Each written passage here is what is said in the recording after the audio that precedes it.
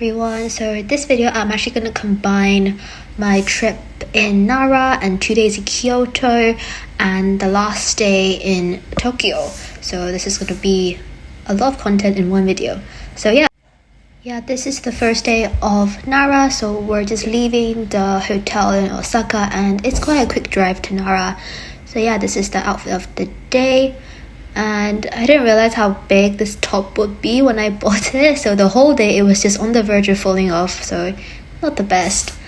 But yeah, we're just on the car there, and soon enough we saw these deers on the streets. I'm like, yes, we're almost finally there. And they were all so cute, they were all so gentle, and look at them, they were literally just on the streets or around the park. There was no one really controlling them, or there was no like fencing or any sort of control. The animals were just free to move wherever they want, and you can buy those little like stacks of crackers, cookie like snacks, and they were really cheap as well, and you can just feed them as you want. And it was really funny because as soon as they see someone with those crackers and snacks, they all hoard onto you, and it's really the cutest thing ever. But sometimes they would like kick you a bit with their heads and yeah, but I had fun. I bought like 3 stacks probably because I just wanted to feed them. They were so cute. Why did they all look so hungry as well? And look at me, I'm just there struggling because they were all fighting for the food. And yeah, they don't bite as well. Just in case you wanted to know, they just lick you gently and get all the food. But yeah, we walked down that little park and there was a temple, and along the way the scenery was very nice and there were deers along the way as well. But it was actually boiling, so we got ice cream cones. And there were a lot of merch sort of shops on the side that had like deer stuff related, and this was kind of funny. And then we walked a bit. I had so much fun there. I think the deers were so cute, and they literally just all like head bump you in the butt if you have food for them. But yeah, it was so fun. Then our driver / tour guide in Japan for this whole trip took us to this very like hidden little house he said it was very like traditional Nara local food. It wasn't my favorite out of the trip because it literally had no flavor. Like the porridge it tasted like water. And then we drove about an hour at Kyoto. And yeah, Kyoto, all we did was visit different temples, and this one surprisingly had a lot of people and a lot of foreign tourists as well. And along the way they gave you this map where you just walk around, and it was like climbing a mountain because it was really big. And this lady was so nice. She was just giving people matcha drinks, and it was so super nice. Like she didn't even sell any, she was giving people free drinks, and I had some as well, obviously. And this was the second temple we went to, and yeah, just some videos of what I saw along the way. This was such a workout day as well because it was boiling hot. It was almost 40 degrees and we were walking in the sun and uphill, downhill. Look at me, I'm dying. I'm literally dying. But I had so much fun though. It was just nice to see, different cultures and their history and reading about them as well. Then this little fountain spring water thing caught my mom's eyes, and we were just having fun with it as well. And some parts of temples, they let you take your shoes off, but it's only for like some of those like indoor touristy places.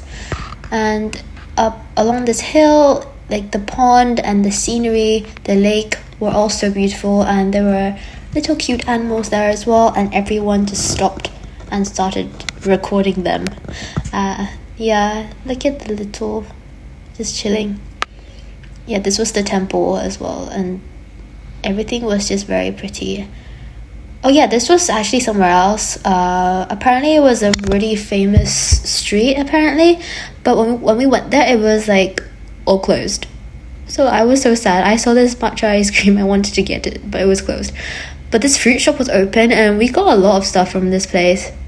And then I got this pure peach juice. It was so nice. It was so refreshing, so pure and so sweet as well. Honestly, Japanese fruits are so great. They are so great. Yeah. And we just walked down the street and there were so many of these little shops that we were so curious to see, but unfortunately they were all closed. But then we saw this sort of mochi place and this is what I got. I didn't expect it to be savory and sweet. Yeah, we were just driving to the restaurant now in Teramachi. And they asked us what we craved, and me and my brothers, we all said we wanted barbecue. We wanted to eat like heavy, solid meat. So yeah, we went to a barbecue shop and oh my god, we ordered so much food and I wanted to try everything. So I just got this giant platter of all the different kinds of meat on it so I could try a bit of everything. And honestly, nothing disappointed. Everything tasted so nice. I could have eaten like triple the amount I had that day if it wasn't that expensive. It was not cheap. It was good quality meat. And yeah, look at my brother just struggling there. And I'm helping him fix it. They were also nice. Yeah, and after dinner we bumped into this taiyaki store and they did it so well. The people here just do it so well. The red bean, we got a red bean flavored. It was so fragrant and nice, and the outer shell was thin and crispy. There was so much filling in them. Like you can never get this quality in London. And the next day we actually went back and got more. So yeah, then we just drove back to the hotel. This is where we stayed at. And this hotel was so cool. As soon as we got in, we were like, this place is pretty. And they even have, you'll see. They have robots that deliver stuff for you. My brothers forgot their toothbrushes, so I called the room service and I didn't expect a robot to turn up in my front door. And they were so cute. And fast forward to the next day, I didn't really record anything because we didn't do anything. But as I said, we went back to the same sort of market, and this time we just got eel rice with a giant slab of egg on top. And yeah, our whole family loves eel on rice, and everyone got a portion, a giant bowl each, and we each finished it off. And afterwards we just walked around a bit, and then we just headed back to the train station to catch the train to go back to Tokyo. And good morning everyone, this is the last final day in Japan and we are back at Tokyo. Today is just a chill day and more shopping and food. So it was me and my mom again, and we went to Shibuya 109, which I've never actually been to before, considering that this is my third time in Tokyo. And immediately I fell in love because there were so many of these little shops, and they were also like affordable as well, but the quality was just out of this world. And obviously I had to get some stuff there. And look at this cute little cinnamon roll, so adorable. And then I saw this poster with NCT on it. I was like, what is this? And they said on the 6th floor there was a like small pop-up, and as an NCT fan I just had to go. When I saw my bias Jaehyun, oh, he's just so hot, isn't he? And then if you buy something, like per item you buy, you can get this sort of photo card generator thing, and I got Jungwoo, which I was really happy. Then we just walked around and we headed to Shibuya Parko because there was this matcha dessert shop that I wanted to check out. And why did I bump into NCT again? And then I realized it was a Korean store opposite. We had to queue for like, I don't know, just under an hour. It was pretty slow, but it was definitely worth the wait. And there's me and my mom in the queue. But finally, after a patient wait, we finally got the really like insta famous matcha Mont Blanc. And if you know me, I'm obsessed with Mont Blanc just as it is, and when it has matcha in it as well, I have to get it, And they prepared it so well. The portion was so generous. And when they brought it to me, I can't even remember how many pictures I took with it. And I also got this matcha latte. It was so hot that day, but when I saw the picture, they had a cute bear on top. So I was like, it's worth it. And I chugged it basically. And here's me trying to I feel so bad. I was just like sucking the face out of the little cute milk bear foam on top.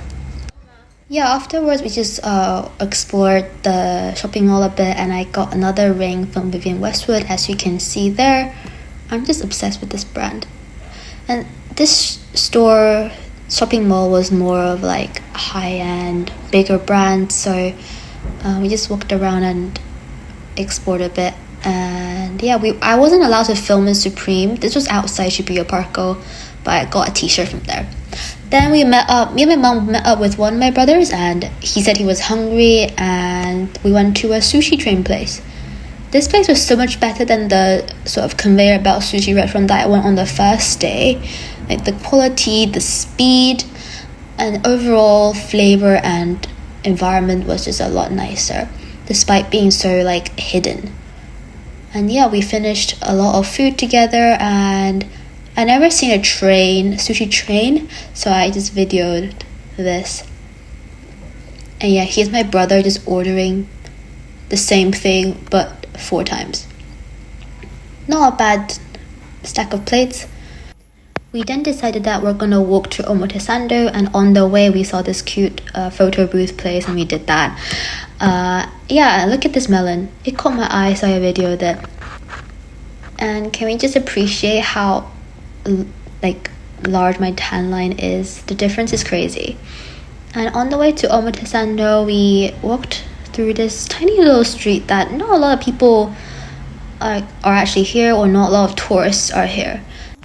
And fast forward to some shopping after Omotesando, which I didn't film. We came to this restaurant that I just randomly searched on Google Maps. And it was a very local, quiet and intimate restaurant, and the food reminded me a lot of what we had in Osaka. Like the flavor and vibe was already similar, and the way the chefs made the food like in front of you, it was mesmerizing. And after that we just headed home and packed, and this concludes my 10-day Japan trip.